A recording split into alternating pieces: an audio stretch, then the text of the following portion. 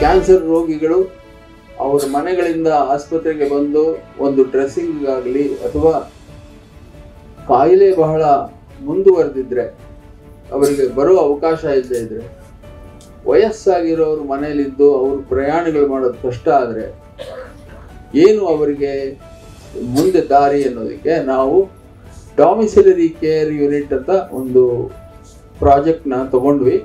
ಈಗ ಒಂದು ವೆಹಿಕಲ್ ಹೋಗ್ತಾ ಇದೆ, ಅದು ಸಾಕಾಗ್ತಾ ಇಲ್ಲ.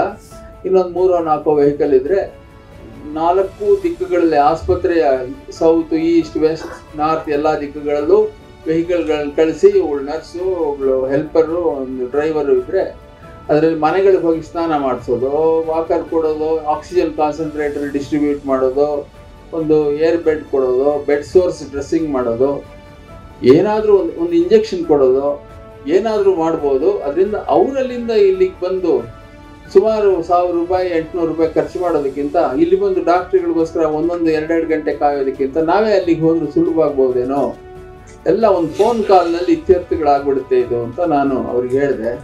ನಾನು ಏರ್ಪೋರ್ಟಲ್ಲಿ ಇನ್ನೂ ಹೋಗಿರಲಿಲ್ಲ, ಭುವನೇಶ್ವರಿಗೆ ಏರ್ಪೋರ್ಟಲ್ಲಿ ಕೂತಿದ್ದಾಗಲೇ ನಾನು ಎಲ್ಲರಿಗೂ ವಿಷಯ ತಿಳಿಸ್ಬಿಟ್ಟೆ. ಆಗಲೇ ನಿಮ್ಮ ವೆಹಿಕಲ್ಗಳೆಲ್ಲ ಬುಕ್ ಆಗೋಯ್ತು ಅಂದರು. ಅದು ನಿಜ ಹೇಳಬೇಕು ಅಂದರೆ ಅದು 12 ಗಂಟೆ ಮಾತ್ರ ಆಗಿತ್ತು. ನಾನು ಅವ್ರಿಗೆ ಹೇಳಿ ನಾನು ಮಾರನೇ ದಿವಸ ಬೆಳಿಗ್ಗೆ ಹೋಗೋಷ್ಟೊತ್ತಿಗೆ 12 ಗಂಟೆಯಲ್ಲಿ ಎಲ್ಲ ತೀರ್ಮಾನ ಮಾಡಿಬಿಟ್ರು. ಅದರಿಂದ ನಾನೇನೋ ಮುಂದೆ ಯಾವಾಗಲೂ ಆಗಬೇಕು ಅನ್ನೋದು ಈ ದಿವಸಕ್ಕೆ ಒದಗಿ ಬಂದಿದೆ.